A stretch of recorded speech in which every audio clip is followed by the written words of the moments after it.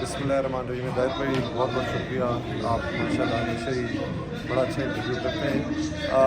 اول تو میں یہ بتاؤں کہ جو صورتحال ہے ملک کے لحاظ سے، تو جمعیت علماء اسلام نے جیسا کہ آپ نے پہلے بھی دیکھا ہمیشہ ایک اہم کردار ادا کیا ہے ہماری قومی سیاست میں. یہ صوبائی سیاست کی بات نہیں کر، قومی سیاست میں، صوبائی سیاست میں بھی. لیکن یہ جو کچھ لوگ بھول جاتے ہیں اندرون کی سیاست میں کہ جو ہمارے اور مسلمان بھائی ہیں، تو جمعیت علماء اسلام کا مقصد ہی کسی صوبے یا ممالک یا ان کا نظریہ اسلام ہے.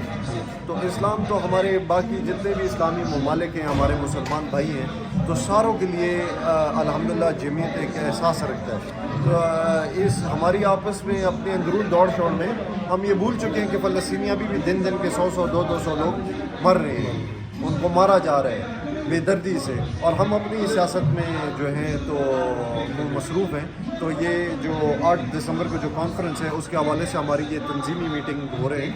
یہ ہر ضلع اس کی سطح پہ ہر ضلع کو قائد جمعیت نے کہا ہے کہ ایک دن آپ دیں. جو بھی ہمارے صوبائی عاملہ ہے، ہمارے جو ضلع، آج ضلع مردان کا دن تھا تو عطاءاللہ درویش صاحب آئے. تو ابھی بس یہی ہے کہ ہم اپنی تیاریں پکڑ رہے ہیں. سیاست تو چلتی جائے گی، لیکن اس سے پہلے یہ کہ مسلمانوں کا اپنی امت کا بھی سوچنا ہے.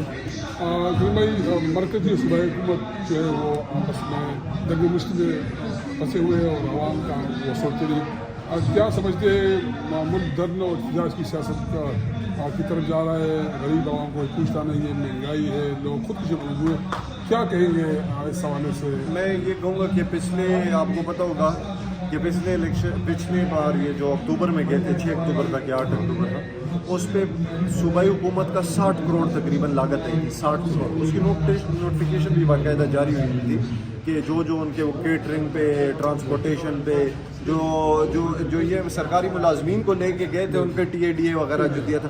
میں یہ کہتا ہوں کہ 60 کروڑ روپے آپ ایک طرف چیختے ہیں کہ ہمارے پاس ٹیکس نہیں، صوبے کے پاس پیسہ نہیں تنخواہ دینے کے لیے، دوسری طرف آپ 60 کروڑ روپے ایک مارچ پہ لگاتے ہیں جو فلاپ ہو کے واپس آ جاتے ہیں. تو میں یہ کہتا ہوں کہ کیا لوگوں کے جذبات کے ساتھ بھی دھوکہ نہیں ہے؟ یہ کیا وہ لوگ جنہوں نے آپ کو ووٹ دیا، چلو ہم ازیوم کرتے ہیں کہ آپ کو ووٹ دیا، تو وہ ان کے بھی احساسات کے ساتھ کھلواڑ نہیں ہے. یہ بچوں کو آپ مروا کے آ جاتے ہیں. ابھی خبریں آ رہی ہے کہ 8 سے 10 لوگ وفات پا چکے ہیں ادھر ڈی چوک پہ، اور 100-150 سے زیادہ لاگت وہ ادھر پولی کلینک اور پمس میں پڑے ہوئے ہیں. ان کی کیا کہتے ہیں لاشوں کا پوچھنے والا کوئی نہیں ہے. مطلب آپ مجھے یہ بتائیں نا کہ ادھر سے وہ ویڈیو بنا رہے ہیں، ٹک ٹاک پہ دے رہے ہیں کہ ان کے وارث کون ہیں، ان کو آ کے لے کے جائیں ادھر سے ڈیڈ باڈیز کو. یہ تو 8-10 کی فکر ہوئی جو سپرنسٹ آپ کو نیوز بتا. لیکن میں یہ بتانا چاہتا ہوں کہ اس کا فائدہ کس کو ہے؟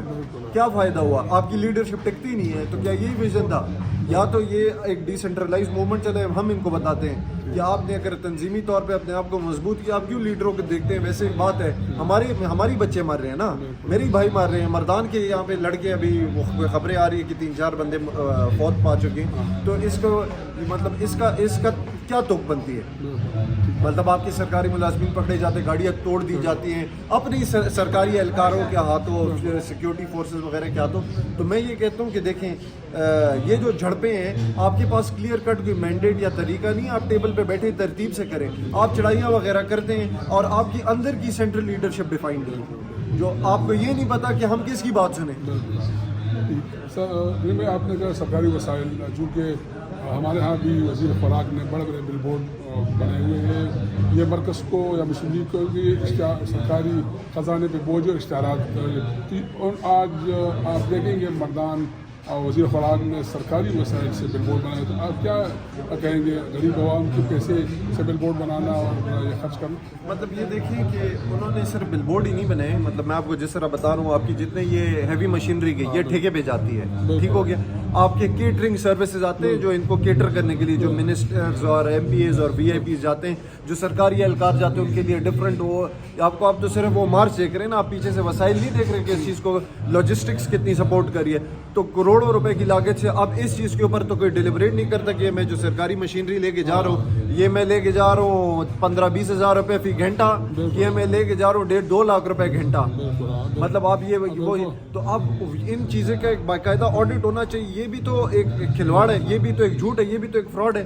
یہ اس کی بھی سزا ہونی چاہیے. میں ویسے کہتا ہوں. اور اگر یہ مطلب جو یہ جانوں کی تو بات ہم نہ کریں، تو یہ جو جان گئے تو اس کا کون قیمت ادا کرے گا؟ اس کا بھی 5 لاکھ روپے شکرانہ دیں گے یہ. تو میں آپ کو یہ بتا رہا ہوں کہ پی ٹی آئی کے ہی کارکنوں کو یہ میری التجا ہے کہ اپنے نمائندوں کو ذمہ وار ٹھہرائیں، کہ آپ کے جو آپ سے وعدے کر کے بھاگے ہیں ان کو بھی پکڑیں، اور جو جنہوں نے آپ کو یتیم چھوڑا ادھر ان کو بھی پکڑیں آپ. کیونکہ یہ جمہوریت کے ساتھ بھی دھوکہ ہے. یہ صرف ہمارے جذبات کے ساتھ، یہ لڑکوں کے بچوں کے جذبات کے ساتھ نہیں. اگر آپ ایک جدوجہد کریں، احتجاج کریں، آپ کا اینی حق ہے، لیکن اس میں کھلواڑ کرنا اس کو آپ نے خود پکڑنا ہے.